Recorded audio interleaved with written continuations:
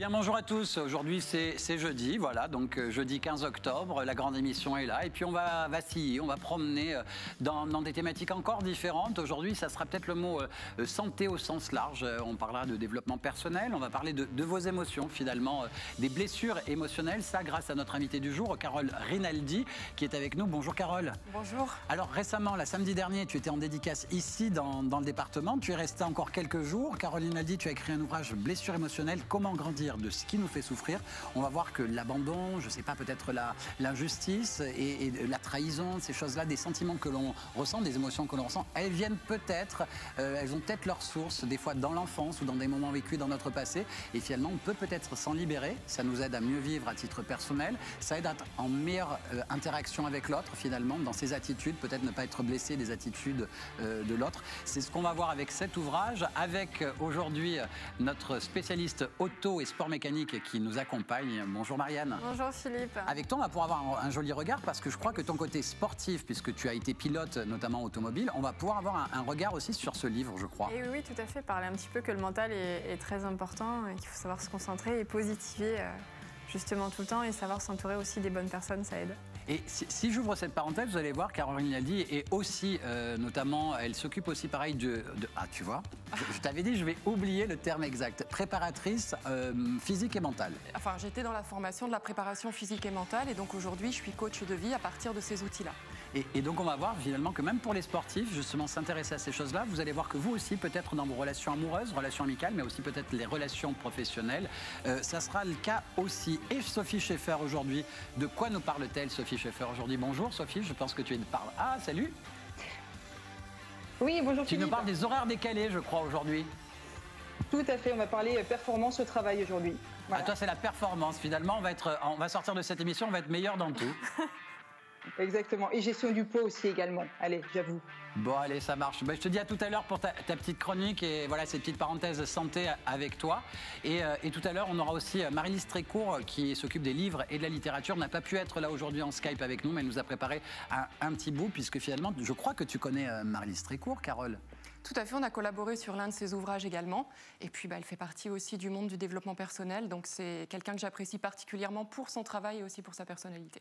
Et là, aujourd'hui, toi, développement personnel, quand on entend le mot blessure émotionnelle, comment grandir de ce qui nous fait souffrir aux éditions Larousse, qu'est-ce que c'est les blessures émotionnelles? Déjà, peut-être ce mot, et qu'est-ce qu'on y met comme émotion derrière? Alors, les blessures émotionnelles, pour faire très court, c'est simplement des événements dans notre passé qui nous ont affectés d'une certaine manière, donc déjà émotionnellement, qui ont peut-être menacé dans notre perception, donc soit réelle ou perçue, nos besoins de sécurité, d'appartenance, et qui aujourd'hui continuent de laisser des traces dans notre instant présent et qui vont peut-être interagir dans la manière, déjà dans les injonctions qu'on se porte à soi-même, ce qu'on doit être, faire, avoir pour être aimé, est-ce qu'on vit vraiment une vie en accord avec nos désirs et nos valeurs, qui va intervenir également dans les jugements qu'on peut porter ou l'hostilité qu'on peut percevoir de l'environnement extérieur.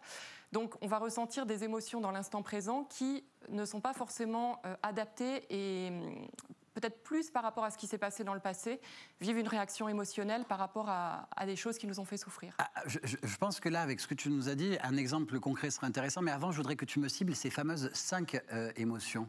Alors, c'est déjà les 5 blessures émotionnelles, donc la trahison, l'abandon, l'injustice, le rejet et l'humiliation, qu'on peut détecter dans l'instant présent à partir de réactions émotionnelles comme la colère, la honte, la tristesse, la peur, la culpabilité. Et ce sont des émotions qui vont nous aider à être détecteurs de « tiens, il y a quelque chose qui se déclenche pour moi dans l'instant présent ». Quel est le problème racine qui est activé à l'intérieur de moi, qui me permet de retrouver du pouvoir et du coup, dans l'instant présent, de redevenir plus stratégique. Parce que quand on est émotionnel, on n'a pas forcément des réactions qui sont alignées avec notre être, nos désirs et nos valeurs. Je vais traduire ça peut-être différemment, c'est-à-dire que tu es en train de dire qu'à des moments, on a des colères vis-à-vis d'un individu, d'une personne ou d'une situation finalement. Cette colère, elle est réelle, c'est vrai, mais des fois, elle est peut-être exagérée, peut-être un peu grossie, et finalement, non pas parce que c'est cet événement qui nous rend en colère, mais c'est parce que cet événement-là nous ramène à une émotion du passé, finalement, il nous fait revivre quelque chose qui nous mettait dans le passé en colère finalement. Tout à fait. C'est soit une situation passée qui n'a pas forcément été acceptée et qu'on a revécue sous différentes formes, qui ont fait qu'on a refoulé nos émotions, soit parce qu'on a de la difficulté à les accueillir, on a un manque d'outils, on ne sait pas comment faire, ou tout simplement parce que c'est quelque chose qui est encore douloureux, qui fait que quand la situation arrive dans l'instant présent, on n'est pas forcément stratégique.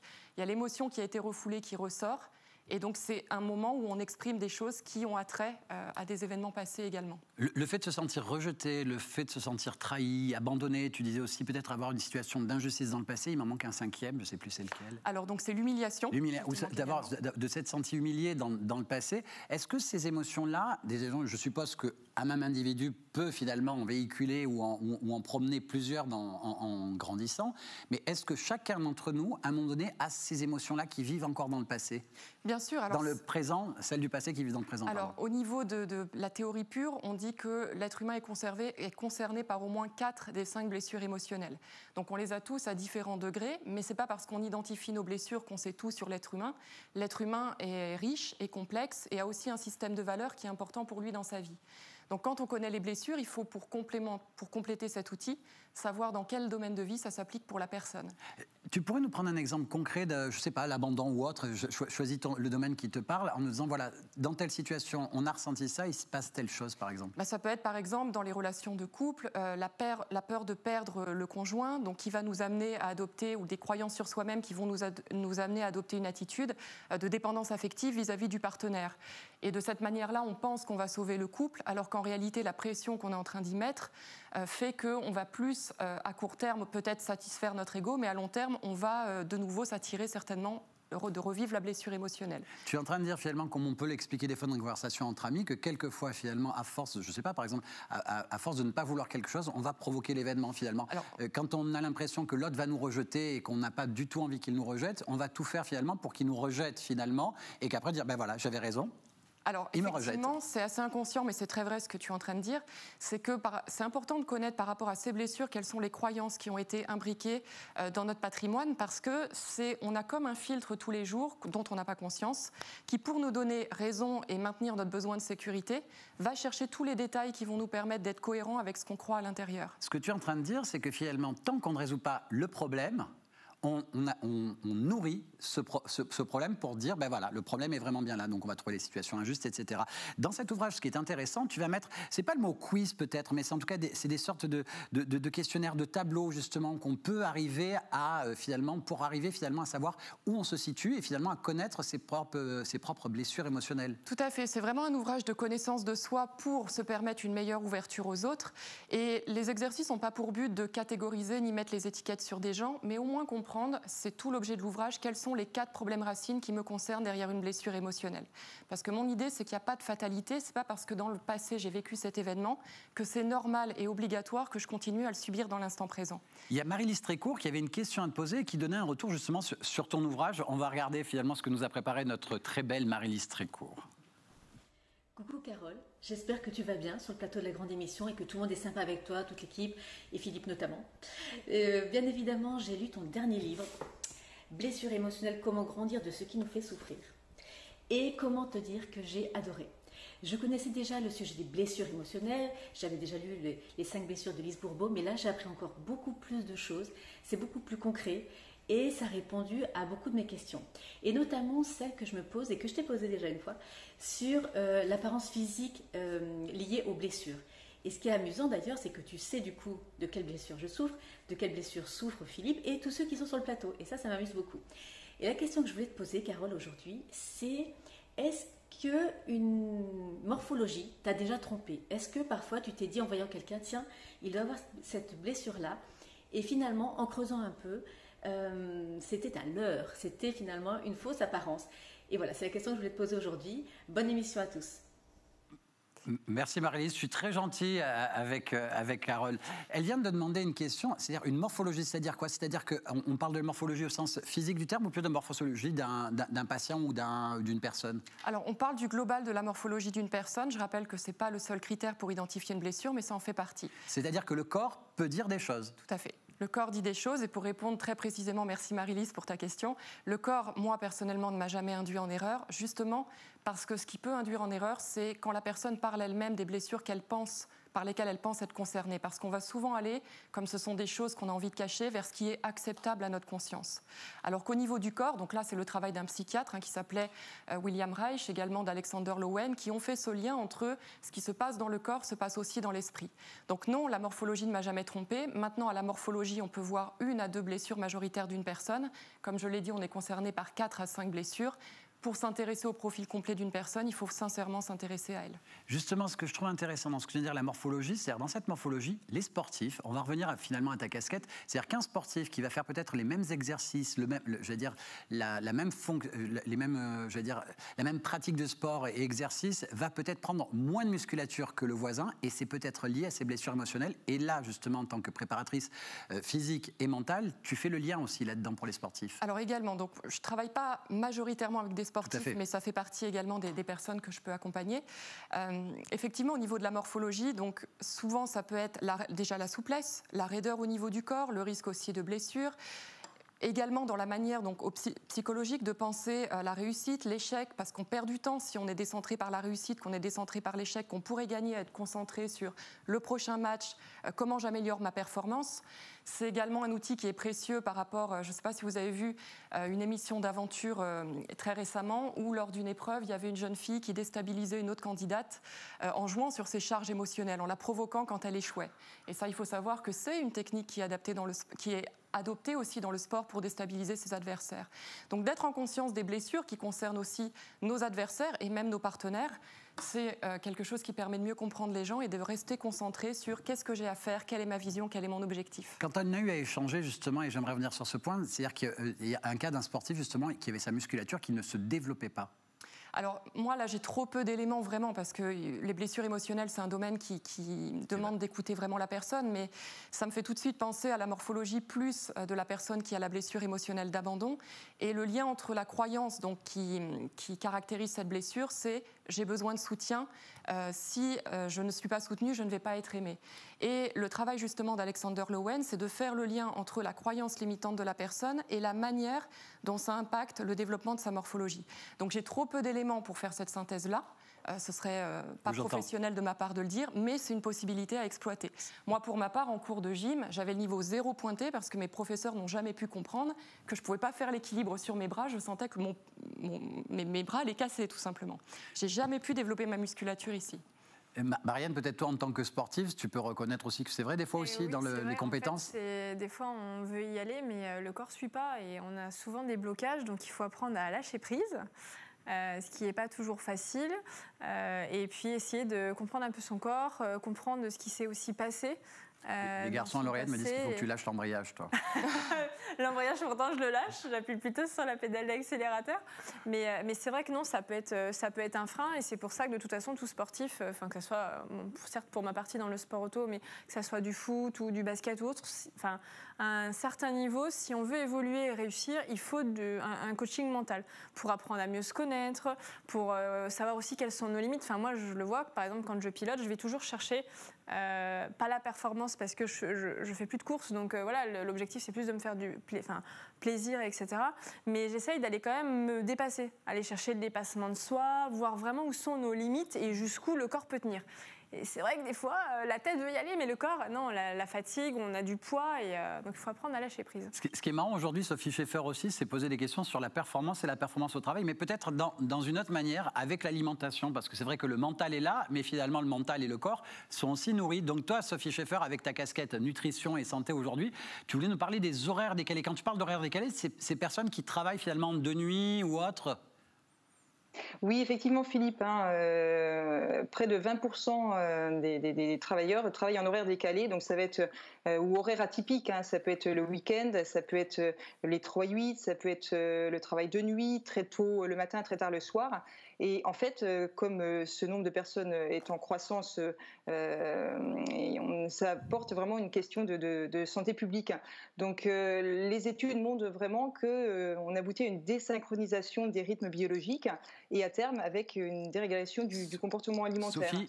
Sophie, Justement, ça, tu viens de le dire justement, comme on est dans le monde du travail, toi justement, à titre personnel, tu rends compte que les entreprises s'intéressent aussi à cette problématique alimentaire notamment.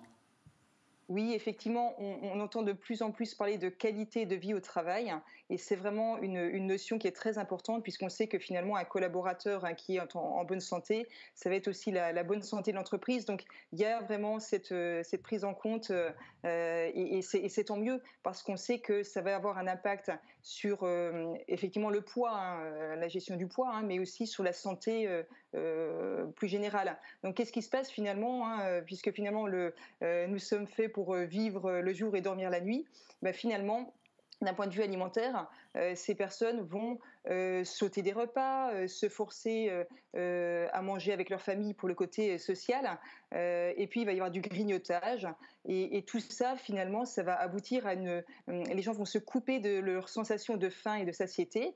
Et donc là, tu es en train de dire que ce sont les erreurs à ne pas commettre, finalement.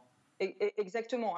On pourrait résumer les erreurs avec un mot, c'est trop. C'est-à-dire que ces personnes mangent trop et trop gras, trop sucré pour compenser aussi la fatigue et puis le fait d'être totalement décalé.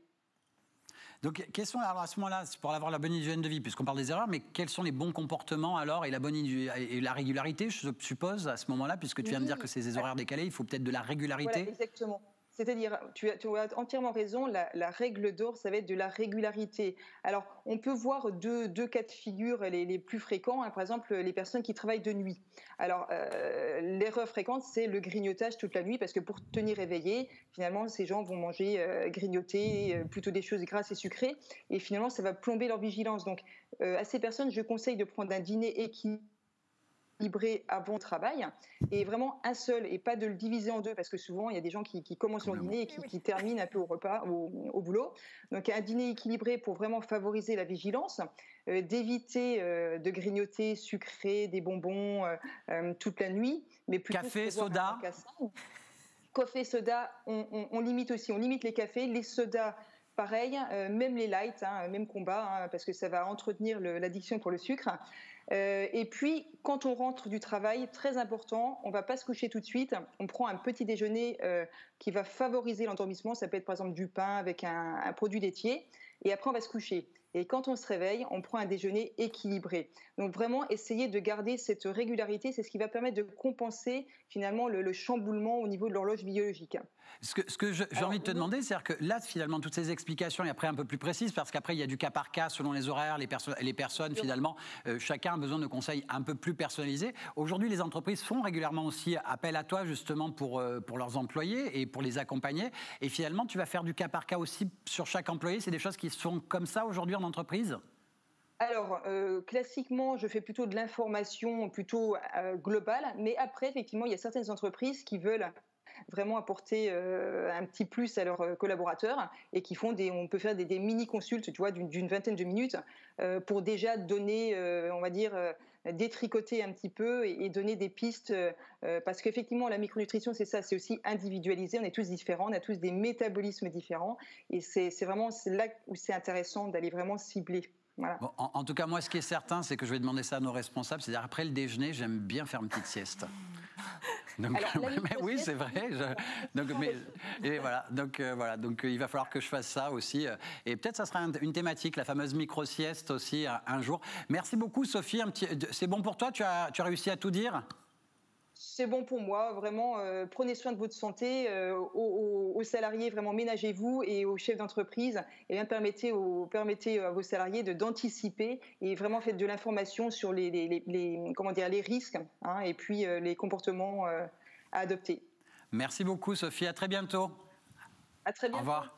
Et voilà, c'est marrant parce que j'ai voulu aussi mettre cette chronique un peu là parce que finalement la santé c'est quelque chose de global et justement et en entreprise pour refaire le lien, ces blessures émotionnelles ont aussi des répercussions que ça soit, je pense ça peut être à l'augmentation salariale, comment la demander, ne pas la demander, si on la mérite ou on la mérite pas. Il y a ceux qui vont attendre, il y a ceux qui vont réclamer et tout ça aussi des fois a des liens avec ces dites blessures émotionnelles finalement pour se sentir libre et un peu plus libre, etc. Il faut se libérer de ces blessures émotionnelles. Mais cet ouvrage, il y a quand même même la volonté, quelque part, c'est pour être vraiment en interaction tous ensemble. Il y a la volonté d'un mieux vivre ensemble. Moi, c'est vraiment la raison d'être de mon travail, c'est que tout ce que j'ai écrit, je l'ai déjà expérimenté, et c'est travailler sur soi pour mieux s'ouvrir aux autres, que ce soit les collègues, que ce soit également comprendre les relations avec la hiérarchie. Un entrepreneur qui a envie de lancer son activité, mais qui a des charges émotionnelles à se vendre, par exemple, à se mettre en avant.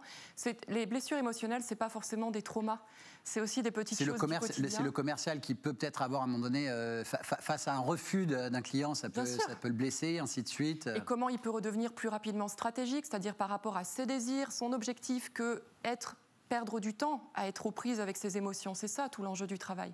Donc ça concerne le domaine professionnel, les relations amicales, familiales. Sous une forme, tout le monde est concerné. C'est un livre qui parle. Enfin, en tout cas, mon travail m'a réconcilié avec l'ensemble de l'humanité. Ça, je peux le dire. Ça t'a réconcilié. Et il y a deux personnes qui sont vraiment, j'allais dire, David Laroche et Julie Laroche, qui sont vraiment deux pointures en développement personnel notamment, et qui te soutiennent et qui t'ont soutenu justement avec une préface dans cet ouvrage justement, parce qu'ils y reconnaissent ton travail aussi. Ça a été effectivement une grande émotion quand j'ai appris que Julie et David soutiendraient également cet ouvrage. Également, la co-auteure de ce livre, donc Anne Guiringhelli, qui est journaliste sur les questions de santé. Ça a été une volonté personnelle d'allier le développement personnel avec l'investigation. Et ça a été un défi qui n'était pas simple, mais qui était vraiment à la hauteur de ce que j'avais envie d'apporter sur les blessures, c'est-à-dire pas que du spirituel et de l'ésotérique, du pragmatique, comme l'a dit aussi Marie-Lise, du concret. Du concret, tout ça, en fin de compte, pour pas que ça soit un handicap, nos blessures, et finalement pour qu'on vive avec, finalement, parce que de toute manière, l'émotion se réveillera toujours. Face à une certaine situation, mais c'est en tout cas savoir la reconnaître quand elle se réveille et la dissocier de ce qui se passe et de notre passé. C'est-à-dire que c'est ce petit exercice qu'il faut apprendre à faire en mûrissant, finalement, en grandissant.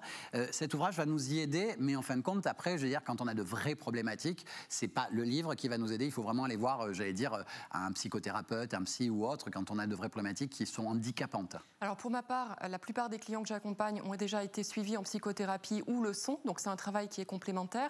Les psychothérapeutes vont plus travailler sur la partie l'inconscient, la thérapie également verbale, peut-être même corporelle. Moi, je suis beaucoup plus sur la partie stratégique. Ça veut dire créer de nouvelles références et expériences qui vont permettre à la personne la neuroplasticité du cerveau. Ça veut dire de réaliser là où elle perçoit de l'hostilité ou un danger que tout va bien. Donc, on travaille de manière complémentaire, eux et moi, avec beaucoup de clients notamment. Et oui, c'est un ouvrage qui permet de vivre une vie qui est beaucoup plus alignée avec ses désirs, plus libre de ses injonctions. Et voilà, je crois effectivement qu'on n'est pas obligé de subir ces blessures émotionnelles. C'est ce que j'avais envie d'apporter et c'est pas ce que j'entends la majorité du temps dans mon métier. C'est pour ça que c'était un parti pris qui était peut-être un peu osé, mais que je voulais assumer. On va rappeler les fameuses 5 émotions. C'est cette impression d'abandon, cette impression de trahison, et je te laisse poursuivre. Alors, l'humiliation, le rejet et l'injustice.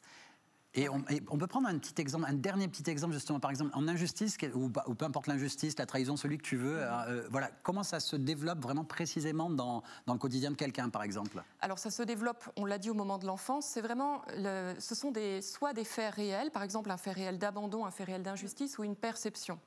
Et c'est prouvé aujourd'hui au niveau des études que quand il y a une perception de maltraitance ou de négligence, qu'elle soit perçue ou réelle, ça affecte certaines zones dans le développement du cerveau.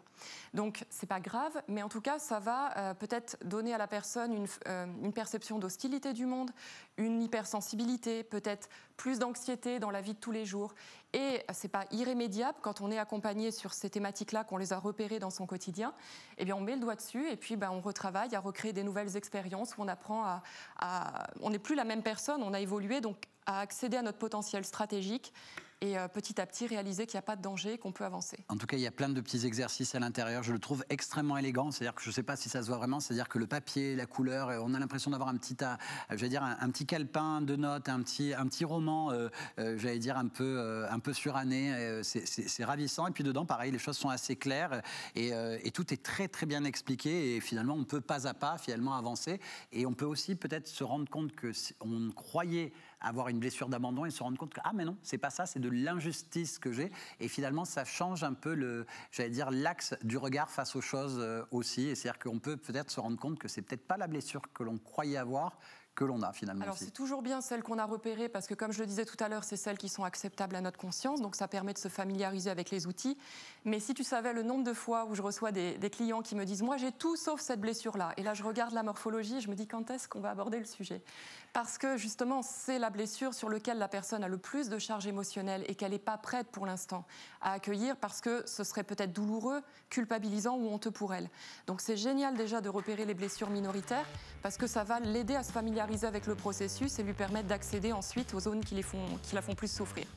Tu es d'accord avec tout ça? Moi, je suis d'accord avec tout ça, oui. C'est vrai que l'enfance a vraiment un impact sur la vie adulte et il faut apprendre un peu à gérer tout ça, gérer ses émotions et lâcher prise et avancer. Donc je suis totalement d'accord. Elle n'a pas totalement lâché l'enfance parce que si tu regardes, elle a mis du rose un peu partout, là, sur le t-shirt, le bracelet, le petit fluo. Donc c'est ça, on reste en enfance. Il faut aussi garder un esprit enfantin. Exactement. Bon, les enfants, je vous embrasse à tous. Merci beaucoup à toi, Marianne. Merci Sophie. Merci Marie-Lise Trécourt aussi. Et merci à toi, Carole, parce que tu es restée un peu plus dans la région pour nous parler de ton ouvrage Blessures émotionnelles. Comment guérir de ce qui nous fait souffrir aux éditions Larousse. Merci à tous et puis demain, vous allez voir, on va parler peut-être de maisons écologiques. À très vite. Gros bisous à tous.